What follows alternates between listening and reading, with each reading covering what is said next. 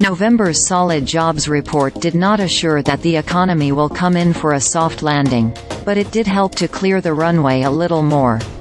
After all, there's nothing about a 3.7% unemployment rate and another 199,000 jobs that even whispers recession, let alone screams it.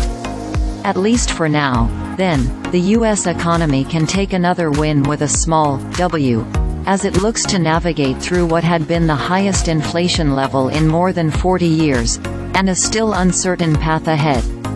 Overall, the jobs market is doing its part to get us to a soft landing, said Daniel Zhao, lead economist at jobs rating site Glassdoor.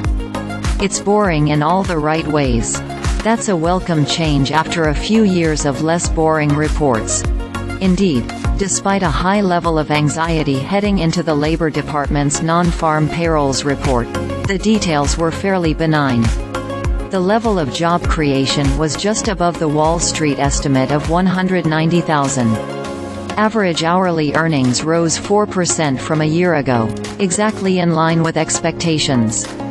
The unemployment rate unexpectedly declined to 3.7%. Easing worries that it could trigger a historically dead-on signal known as the Sahm Rule, which coordinates increases of the unemployment rate by half a percentage point to recessions. Still, the solid report couldn't dispense the lingering feeling that the economy isn't out of the woods yet. The fear primarily comes from worries that the Federal Reserve's aggressive interest rate increases haven't exacted their full toll and still could trigger a painful downturn. The key uncertainty for the labor market in 2024 is whether job growth slows to a more sustainable pace, or whether the economy moves from monthly job gains to monthly job losses. The former would be consistent with the Fed's soft landing scenario, while the latter would mean recession, said Gus Faucher, chief economist at PNC Financial Services. PNC still thinks recession is the more likely outcome in 2024. But it is a close call. Key to whether the so-called landing is soft or hard will be the consumer, who collectively accounts for nearly 70% of all U.S. economic activity.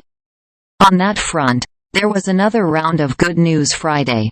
The University of Michigan's closely watched consumer sentiment survey showed that inflation expectations, a key economic variable for prices, plummeted in December.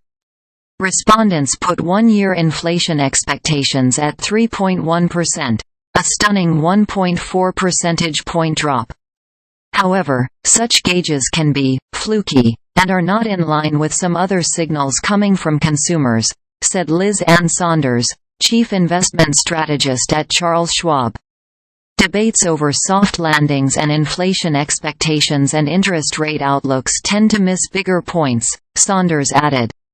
Prior to 2023, Sanders and Schwab had been stressing the notion of rolling recessions, meaning that contractions could hit certain sectors individually while not dragging down the economy as a whole.